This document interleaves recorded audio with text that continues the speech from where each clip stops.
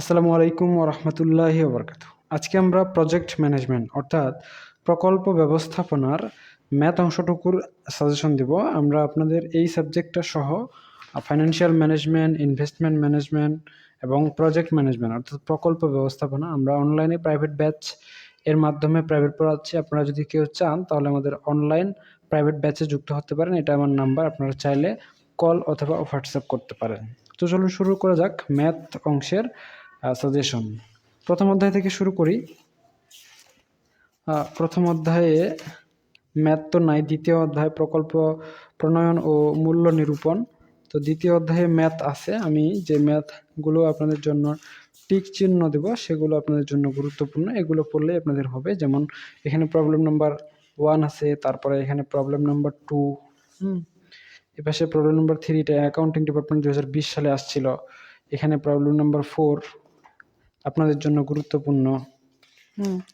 তারপর problem number 9, এটা আপনাদের জন্য গুরুত্বপূর্ণ। এরপর হচ্ছে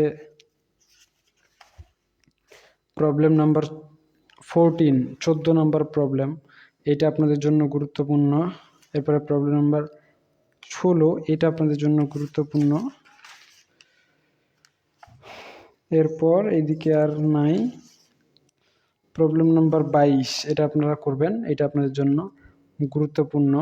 এই সাবজেক্টের এই সাজেশনটার পিডিএফ ভার্সনও কিন্তু আছে গ্রুপে, আপনারা চাইলে সেটা সংগ্রহ করে নিতে পারেন অথবা চাইলে সরাসরি এইখান থেকে প্রশ্নগুলো সুন্দর করে দাগিয়ে নিতে পারেন, তাহলে হয়ে যাবে, আপনাদের আর দরকার নাই কোনো কিছু। হ্যাঁ, তো এদিককার প্রশ্নগুলো একই রকম, তাই আর রেকমেন্ড করা হয়নি, অর্থাৎ একই রকম প্রশ্নগুলোকে বাদ দেওয়া হয়েছে। হ্যাঁ, এরপরে প্রবলেম নাম্বার 34, এটা ম্যানেজমেন্ট ডিপার্টমেন্ট 2018 সালে আসছিল, এটাও আপনাদের জন্য গুরুত্বপূর্ণ। এরপরে রয়েছে প্রবলেম নাম্বার 37, এটাও আপনাদের জন্য গুরুত্বপূর্ণ। ঠিক আছে, আচ্ছা। তারপর এইদিকে আর গুরুত্বপূর্ণ অতটাও নাই, মোটামুটি চলে আসছি প্রবলেম নাম্বার 51-52-তে। এইটা আপনাদের জন্য গুরুত্বপূর্ণ, এটা ম্যানেজমেন্ট 2019 সালে আসছিল, এটাও আপনারা পড়ে নেবেন। মোটামুটি এদিকে 54 নাম্বারটা রয়েছে, এটা আপনাদের জন্য গুরুত্বপূর্ণ, প্রবলেম নাম্বার 54। এই দ্বিতীয় চ্যাপ্টারটা শেষ। এরপরে তৃতীয় chapter market and demand analysis. Market and demand analysis, তো এই চ্যাপ্টার থেকে যে কয়েকটা ম্যাথ গুরুত্বপূর্ণ, প্রথমকার ম্যাথগুলো মনে হয় দাগ দেওয়া হয়নি, নাকি এই চ্যাপ্টারটা সাজানোই হয়নি।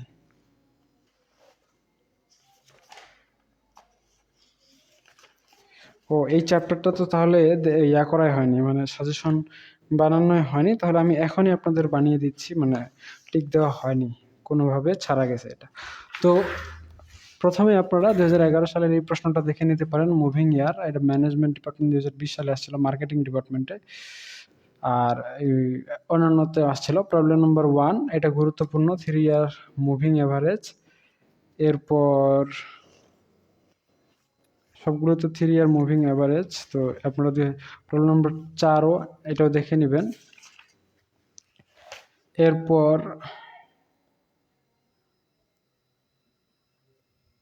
সবগুলোই কি একই রকম, 4 yearly moving average. Problem number 6, এটাও দেখে নেবেন। এরপর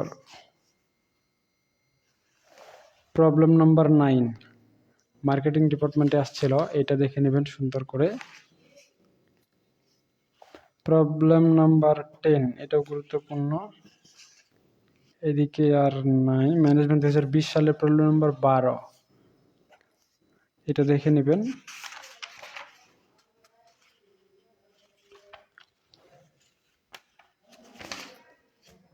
তারপর গ্রাফ হিসেবে প্রবলেম নাম্বার 15, এটাও গুরুত্বপূর্ণ আছে, এটাও দেখে নেবেন আপনারা। এই যে এই প্রশ্নটা মোটামুটি শেষ। এরপরে অধ্যায় 4, চ্যাপ্টার নাম্বার 4 এখানে আছে কি প্রজেক্ট রিস্ক অ্যানালাইসিস। তো প্রজেক্ট রিস্ক অ্যানালাইসিস এই চ্যাপ্টারে আপনাদের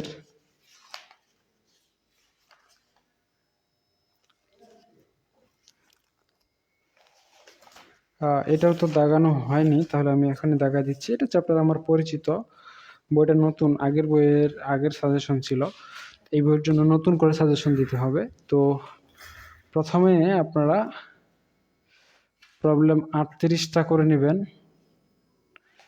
প্রবলেম 39 করে নেবেন, 40 এটাও করে নেবেন, ঠিক আছে। আচ্ছা, এরপর সবগুলো প্রশ্নকে একসাথে 41টা করে নিলেই হয়ে গেল। শুধু 41টা করলে হচ্ছে এই 3টা করার দরকার নাই, 39 40টা করার দরকার নাই, নাহলে করলে করে নিলেন, শিখিয়ে ফেললেন আর কি, এই হচ্ছে বিষয়। এরপরে প্রবলেম নাম্বার 5 এটা পড়ে নেবেন। প্রবলেম নাম্বার 6 এইটা পড়ে নেবেন। কি ব্যাপার, আমি এদিকে কি যেন দেখলাম প্রবলেম 42, তারপরে 5 282 83 সব তো ঠিক আছে, তাহলে 1 2 3 4 5। আচ্ছা, কোনো কারণে সিরিয়াল মিস্টেক হয়েছে, সমস্যা নেই, আপনারা পড়ে নেবেন। এরপর এদিকে আর আলাদা প্রশ্ন নাই, প্রশ্নগুলো সব একই রকম। এইটা একটু আলাদা আছে, তবে এটা তো পরীক্ষায় আসছিল, তারপরে পড়ে নেবেন। একটু আলাদা না, এটা আপনারা নর্মাল টেবিলের মাধ্যমেই করতে পারবেন। হ্যাঁ, তারপর এদিকে আর দরকার নাই।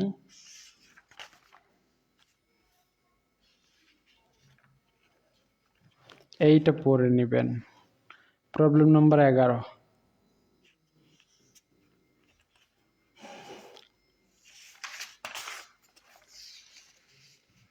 প্রবলেম 11, তারপরে এখানে প্রবলেম নাম্বার 13, এটাও করে নেবেন। আচ্ছা, প্রবলেম 13 করার পর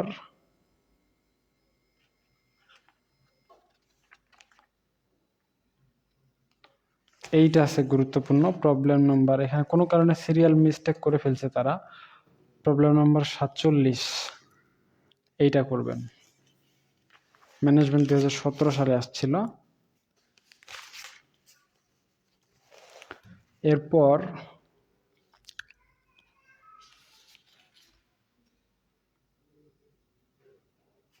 এটা আলাদা প্রশ্ন আছে, 39টা করে নেবেন।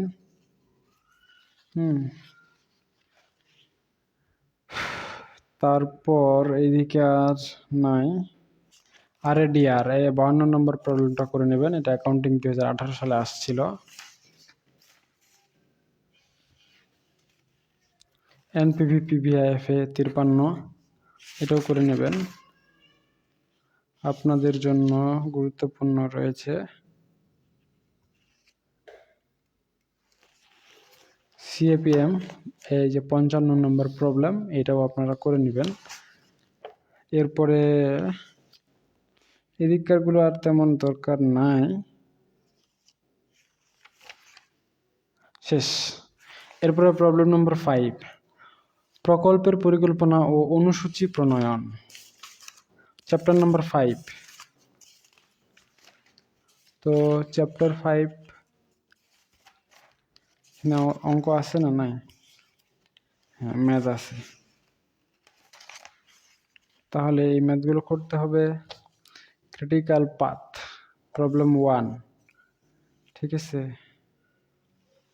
নেটওয়ার্ক ডায়াগ্রাম প্রজেক্ট প্রবলেম 2, এটাও গুরুত্বপূর্ণ আপনাদের। এরপর প্রবলেম 3, এটা মাস্ট বি পড়তে হবে, আর তো নাই। রিসোর্স মোবিলাইজেশন, সম্পদের গতিশীলতা, তাহলে সম্পদের গতিশীলতা এই চ্যাপ্টারে দেখি কতগুলো ম্যাথ আছে, নাই।